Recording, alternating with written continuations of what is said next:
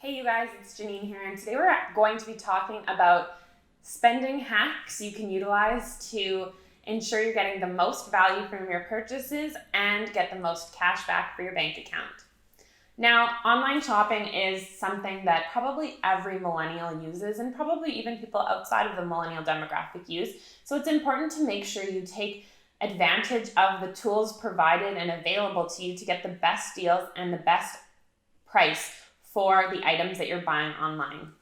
Now, one of the things that I always tell people to use is a cashback credit card. So it may make sense to have a couple of different cashback credit cards depending on, of course, the annual fee, but also the amount of cash back you get from each area on a specific cashback credit card. So if you travel a lot for work like I do, it might make sense to get a cashback credit card for hotel stays. And you're able to utilize that when you are booking online and staying at those hotels. Now, in addition to this, I always tell people to use financial technology such as Drop to get as many points as they can to get Amazon gift cards, or I think they have a number of different gift cards available on their website. I tend to use it for Amazon gift cards, and that helps me reduce my purchases in the future for things like books or home supplies or whatever I am purchasing on Amazon.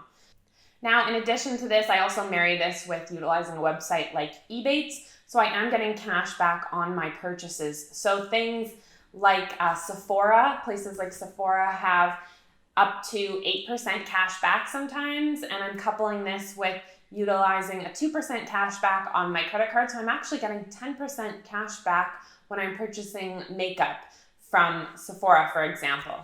In addition to this, make sure that you're checking out the shipping policies of some of these companies that offer free gifts with purchase.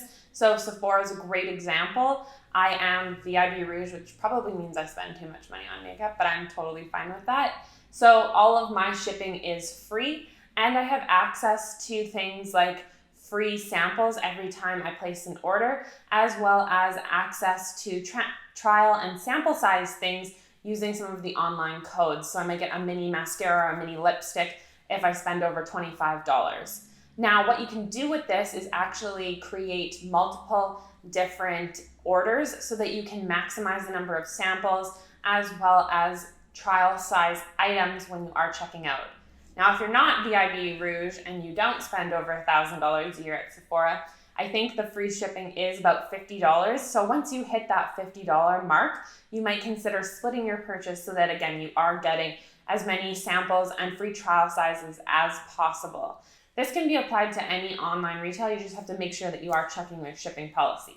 One of the last things I do before checking out online is making sure that I do a Google search for any promo codes that might be available. So by simply typing in Sephora August 2019 promo code, I might come across something that would give me maybe 10% off or another free sample in my bag when I'm checking out. I would encourage you to do this for every time you are shopping online and making sure that you are maximizing the amount of discounts that you get, as well as some of the trial size and promotional items that are included within your bag.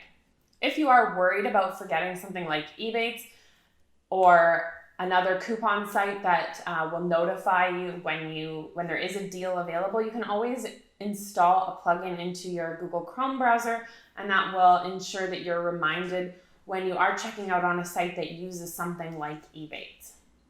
So I hope you found this video helpful and you're able to save a little bit more money on some of your spending purchases over the next few months.